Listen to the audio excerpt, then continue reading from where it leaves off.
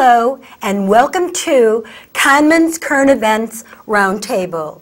Today, I have my favorite guest on the show, Michael Zanto. He's been coming back for many different episodes that we do talk about, and he's our economic analyst and also my political analyst as well.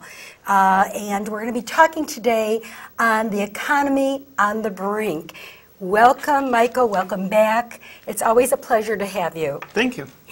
And I want to read something that I just saw last night, and I wanted by Warren Buffett. And it says, "Stop coddling the super rich. While the poor and the middle class fight for us in Afghanistan, and while most Americans struggle to make ends meet, we mega-rich continue to get our extraordinary tax breaks. These and other blessings are showered upon us by legislatures in Washington who feel compelled to protect us much as if we were spotted owls," I like that one, "or some other endangered species. It's nice to have friends in high places, and my friends and I have been coddled long enough by billionaire-friendly Congress. It's time for our government to get serious about shared sacrifice." Michael, is he misleading of what he said? And maybe he was talking about capital gain taxes. Well, I don't know what he was talking about. Okay, I'd like to say, this gets into very politicized, very partisan, very heated argument. Which I don't want to focus too much on because I actually think that there are big issues. He's going to get a lot of press by making a statement like this because this is what the Democrats and Republicans are really focusing, they're fighting on. So I actually don't like to emphasize too much on it. Our federal budget deficit is too high. It needs to probably be addressed and cut down at this point. That's revenues and expenditures. But Michael, and there's only two ways to handle that problem. But okay, I don't think that's not the only issue we have to deal with. Yeah, but I just wanted to address that for 1 second because personally, I have 4 children and I have 4 stepkids. I have 8 kids. And if I'm making $250,000 a year and I am supporting 8 children, 8 colleges at the same time, do you think I'm a billionaire?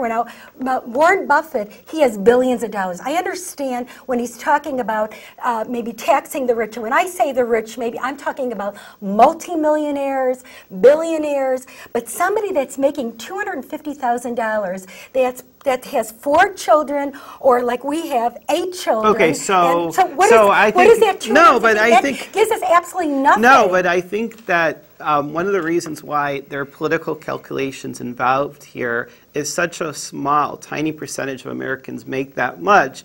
They're an easy target. But Warren Buffett is actually talking about billionaires, which is sort of fine, except I feel uncomfortable with a situation where we're trying to redistribute people's fortunes, even if billions of dollars. I don't want $250,000. $250,000 is not a year. A millionaire. It's not. They're not millionaires. I mean, years ago, a millionaire was like a billionaire today. But $250,000 with a big family, especially like our family. I mean, I don't get it. Well, I mean, today the stock market is down.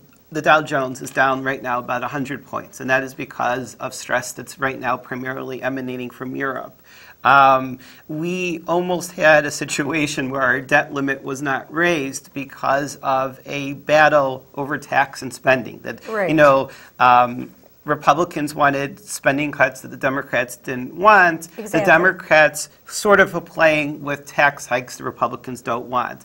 I think that we almost had, and Warren Buffett clearly would have agreed with this, a completely unnecessary disaster. All they needed to do really was lift the debt limit. Yeah, but was it really a disaster? Because, we saw that we didn't default. And that's because the debt limit was lifted. And according to Terry Savage, she said they pulled together and came up with a deal. The United States did not default on its debt. Social Security checks and military payroll would be paid, and there would be a huge national sigh. Even if they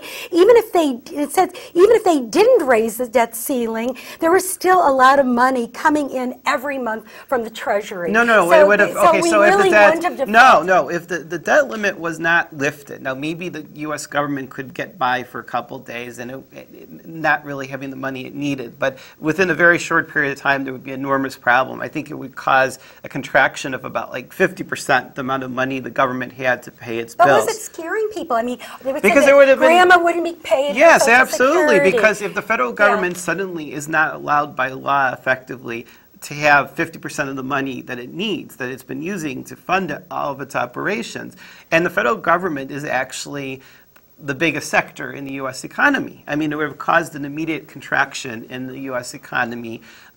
It would have sent shock waves. You know, these are people depositing their Social Security checks into their bank accounts. These are people going shopping with this. You don't believe that they would have found the money somewhere? We have money. When we need to pay, when we want to give other countries money, they seem to come up the money. No, that's because the debt limit. That's because as we see, okay, so the U.S. government is able to borrow $15 trillion at less than 2% effectively because it is an extremely good credit. We have an international exchange currency. The dollar is the bulk of reserves of central banks around the world. The U.S. has the largest economy. It is the strongest economy. It's the most advanced and it's the most diversified. But this stupid debt limit law would have prevented U.S. government from borrowing another dollar. Now, you find somebody who could borrow $15 trillion at 2% who wouldn't. Now, that's not to say that we don't face debt problems. I mean, I'm not saying that having a federal government debt of 100% of GDP, which we're right about at, is healthy. But I'm saying there is no reason when the government is not able to fund its basic obligations, including Medicare, Social Security, military paychecks, et cetera, veterans, costs, et cetera, that you should arbitrarily have this debt limit hanging over you. And I don't agree with the fact that politics were played with the debt limit. I think it was dangerous. I think it did create some uncertainty in the market. But do you agree? Look, but you're talking about, when you talk about debt limit and you talk about reduced spending and federal budget deficit that's too high, why are we not, we keep borrowing. I mean, I'm sure that you were taught by your mother and your father that you don't go out and buy something unless you have money to pay for it. How can the United States, they keep on borrowing and borrowing and borrowing, and they never pay back. So it's and even, but I just want to say something. Prime Minister Putin said they are living beyond their means. They are living like parasites off global economy and their monopoly of the dollar. Okay, so Putin, Putin is quoting from Stalin and Lenin, who called the capitalists parasites. Putin is a murderer. He probably was involved in bombing of apartment buildings in Moscow. The Wall Street Journal editorial board believes the KGB was behind that. I know, but if you look, but it isn't just about that. Look, China said the reaction of the United States downgrade into double dip A and all this stuff. It says it's about time. Their addiction to debt is the problem. Okay, now China. Okay, so it wasn't. It's not all about Putin. It's not all about Russia. It's not all about China. Okay, these are political. But all these other countries are complaining about the United States. That's too bad because Russia is a completely dysfunctional economy. China is in fact financing their exports to us because their economy is way too primitive to absorb their exports. And it's funny, an iPhone or an iPad, which is manufactured in China, but most of the value comes from our technology, most of the money is actually earned in the United States, is actually classified by our statistics as if it was an export from China, even though most of the money is actually made by American companies, primarily Apple, but certain key chip designing plants. Putin is not an authority on capitalism. He follows in a long tradition of Russian dictators who lie. Okay, we understand that, Michael, but we look like parasites. No, to other the countries. United States. No, Putin is somebody who was involved in atrocities in Chechnya. I know you don't. He's quoting from Stalin. Yeah, okay, but Putin. How do we pay back? The United States. How do we pay back this deficit? Well, it's the so United high. States. Okay, we well, no, but that's everything is. You're saying is actually very misleading. The U.S. is the largest manufacturing power. The headline a few years ago was China exceeded the U.S. in manufacturing in dollar terms. We've probably overtaken them because of a change in expense calculations. Some American companies have actually taken back some of the manufacturing that they had outsourced to countries like China. China is now finding itself undercut in labor costs by the Vietnamese, for example. So we live in a global economy. We can't do everything ourselves. But you're talking about how much manufacturing, then why are people complaining that the jobs, that all the manufacturing is going out to China and to other countries? No, but there is not in Europe. Not Europe, but third world countries. Okay, there's no question, but there's no no And there's question. no one, and nobody has any jobs. Okay, well, what is this no, all I mean, about? we You have- say that we have all this manufacturing. What manufacturing? No, I mean, clearly 9.1% unemployment, which many people would say actually understates the pain, is very high for us. We had been very fortunate to have very low unemployment, sometimes lower than 4%. We've been very fortunate. This is a very difficult challenge for this country. It is a hard one to address. But the U.S. basically is the largest manufacturing power, and even if China still to this day slightly exceeds us in dollar terms, which is a new thing, we do more advanced work than them. You know, we have far more of the most advanced chip plants, whether Intel, IBM, Qualcomm, whatever, than But why China. are people complaining that they don't have jobs if we have all this, all the things Well, that you're obviously, talking about? Where are those jobs? as I said, 9.1% unemployment is high for the United Right. States. So we had two massive bubbles in finance and in housing and construction. I would say we have had a bubble basically in cars because cars fed into that same suburban sprawl. It was very non-productive. People got carried away. I think they bought more houses that were good than good for them or for their happiness. You know, as an economist, I believe people should maximize their happiness. But one of the funny things about human nature is people do things irrationally. If one house is good, 3 much bigger houses is better. And at some point, But that's interesting because, you know, the very same people that downgraded the United States from our AAA to our AA plus are the same people that, these were the guys that gave a clean bill of health to the mortgage securities that are that were toxic. That's exactly very interesting. No, but that's exactly correct, and that's one of my criticisms of Standards & Poor's. But it's important to remember that Standards & Poor's is the only one of the 3 major credit rating agencies that downgraded the U.S. debt, and it's the second highest. And I do agree that Standards & Poor's gave AAA ratings even to some of these securities that turned out to be toxic. They were complicated derivatives that Warren Buffett said that he couldn't understand because they were confusing, meaning that he didn't really think anyone understood what they were buying, and I think he was 100% correct, and Standards & Poor's did give the AAA rating. I think even though the level of our government, federal government debt relative to GDP is unhealthy, it ideally should be addressed as the largest economy with controlling our own currency, which happens to be largely the dominant exchange reserve currency in the world. Was it necessary, I don't think that that's, Michael? Was it necessary for them to downgrade? No, I don't think so. In Why fact, did at they- least why one did of the they do rating that? one of Why the did they rating do that? agent one of the rating agencies has not only reaffirmed our AAA rating for the federal treasuries, but has also given a stable outlook.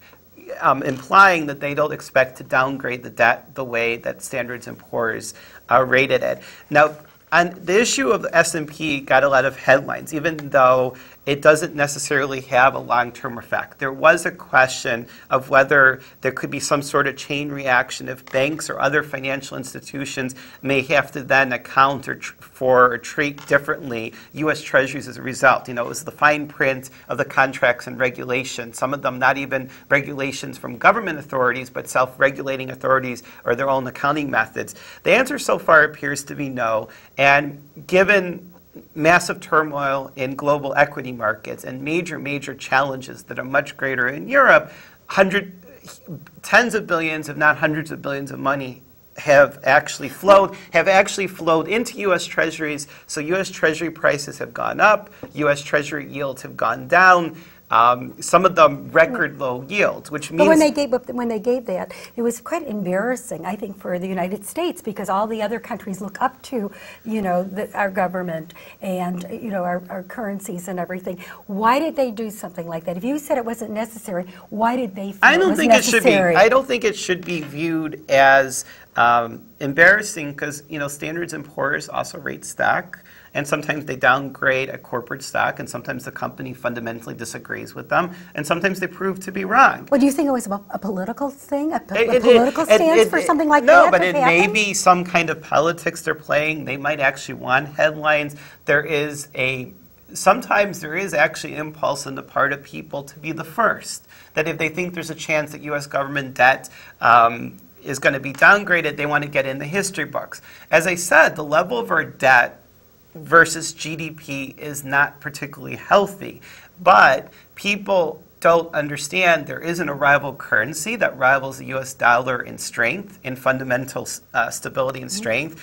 I think that Europe has, among other things, serious tensions in terms of ethnic minorities that we don't thankfully appear to have. I don't want to really go into it at all, except to say that when you talk about that introduces a geopolitical risk. People were saying, unfortunately, I think it might even be the racism of the societies towards their ethnic minorities, but with the riots that were in France a couple years ago, people were even talking that we could see Civil War type stuff happen decades. So while very, very almost far-fetched, it starts to introduce a geopolitical risk that fortunately we don't see here.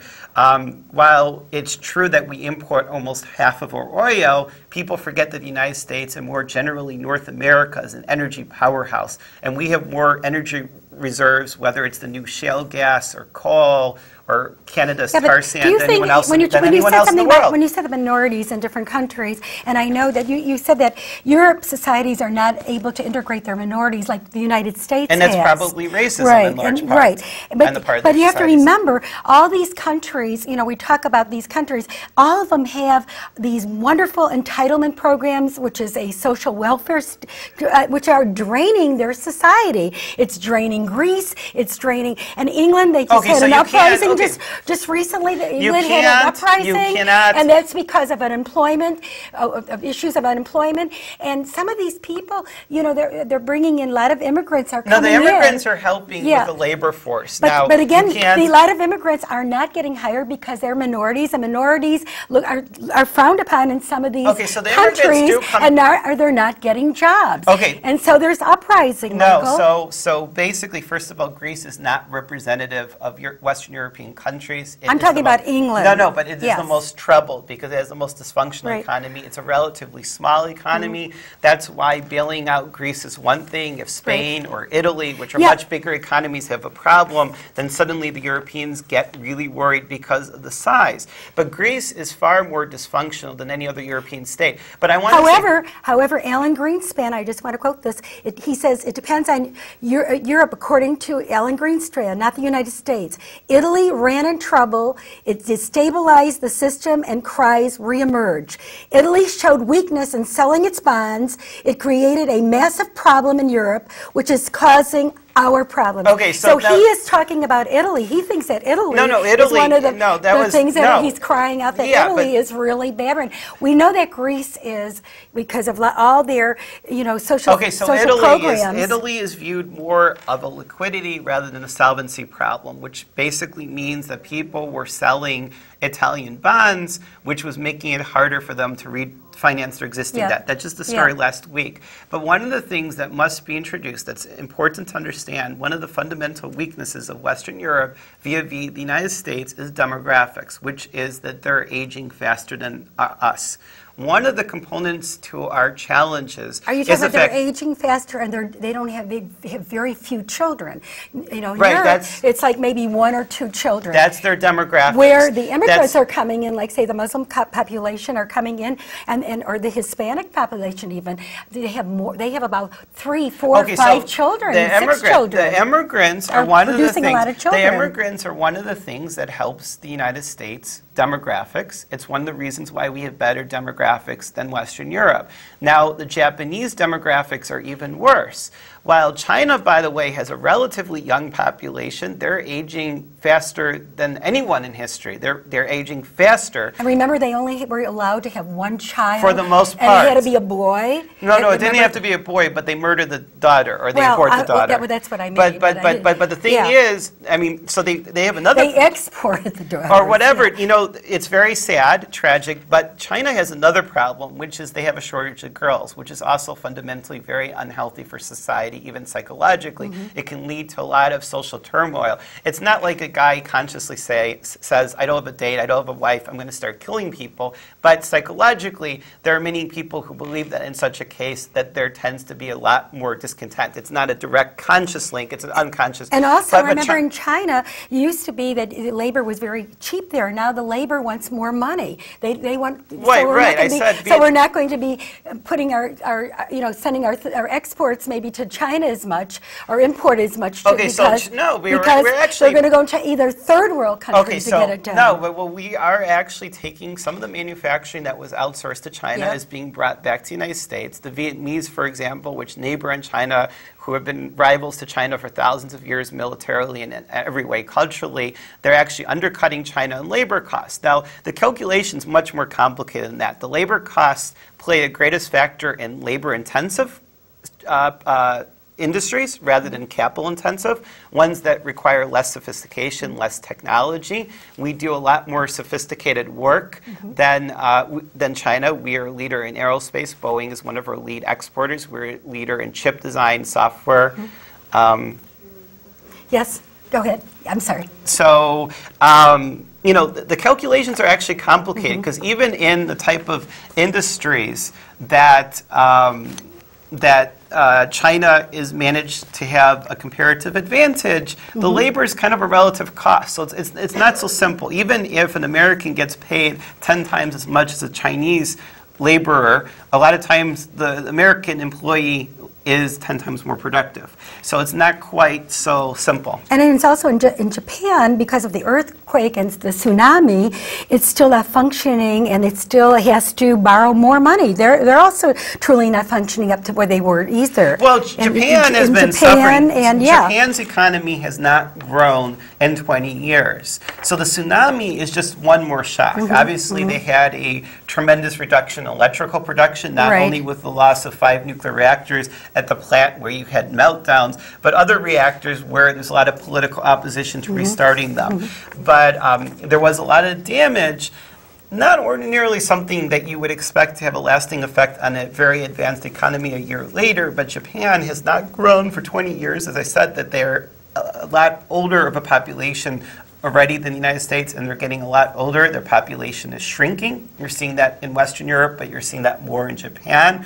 They're not innovating. In the 1980s, one of the big stories is the Japanese companies beat us to the VCR. They used some of the technology involved in the VCR was actually developed in the United States, but it was Sony and Panasonic that actually brought them to market. Sony's great innovation in the 1980s was the Walkman. We haven't seen anything like that since. Their economy has shrunk in the last 20 years. There's absolutely no innovation. Toyota and Honda may still be in some ways better car companies than Ford and GM, although Toyota had an unfortunate break. It's probably unfair, people claim. So do you think that the market in Europe and what we're talking about now has a lot to do with what's going on with us as well? What affects Europe affects the United States? Okay, so yes, of course, we live in a global economy, but there is one other issue that I want to really explain. It's the concept of money supply. And there's a lot of concern about aggressive action by the Federal Reserve and central banks around the world, but the reality is, in a lot of ways, our money supply has shrunk.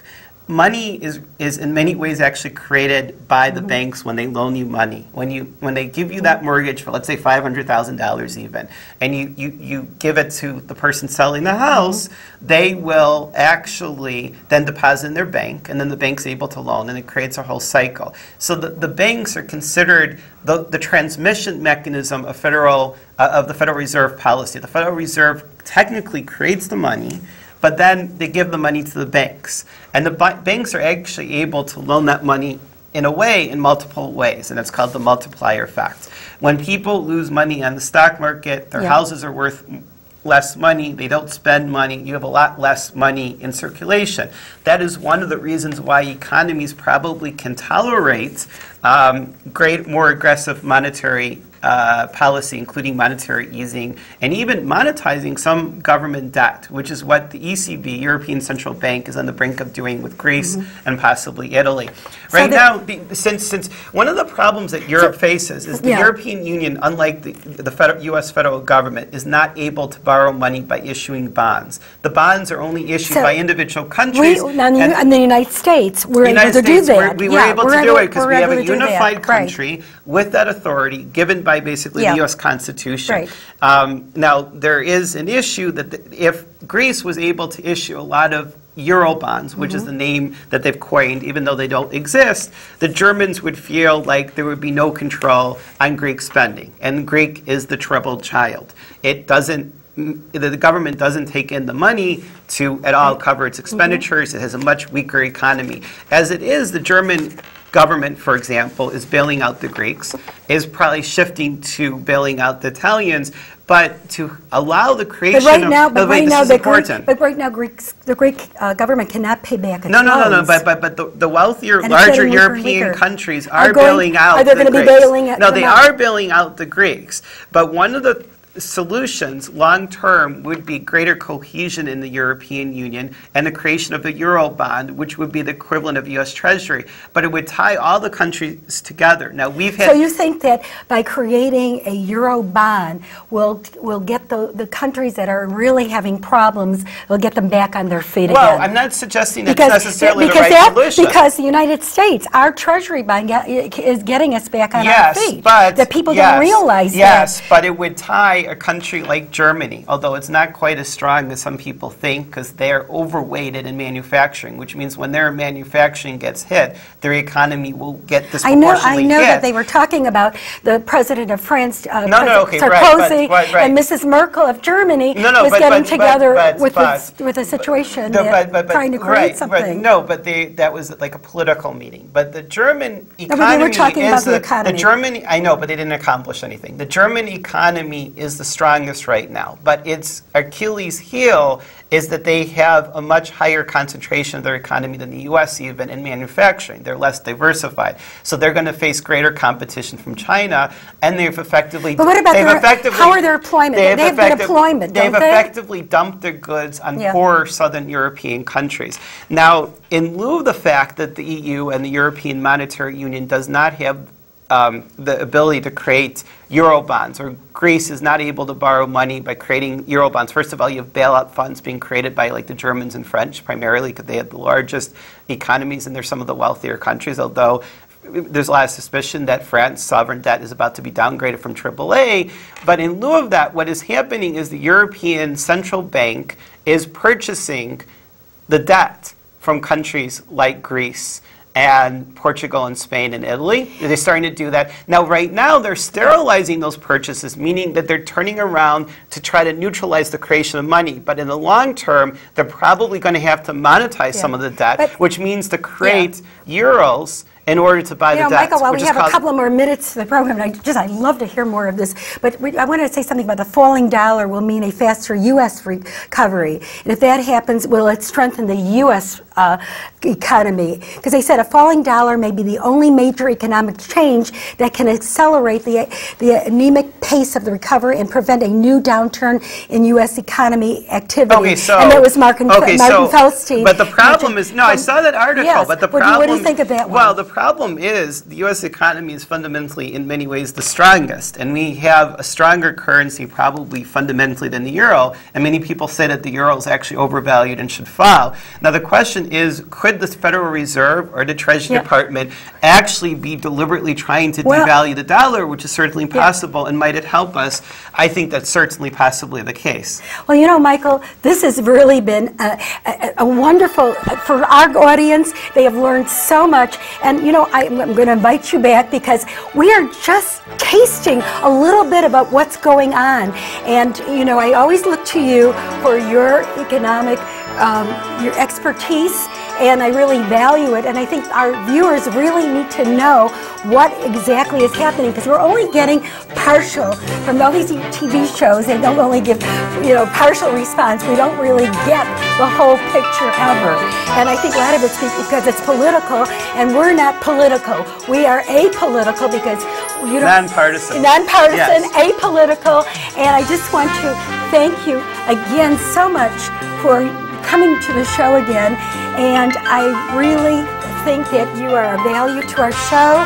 And I learned so much from you, because I wish this could be in the newspapers, because for some reason we only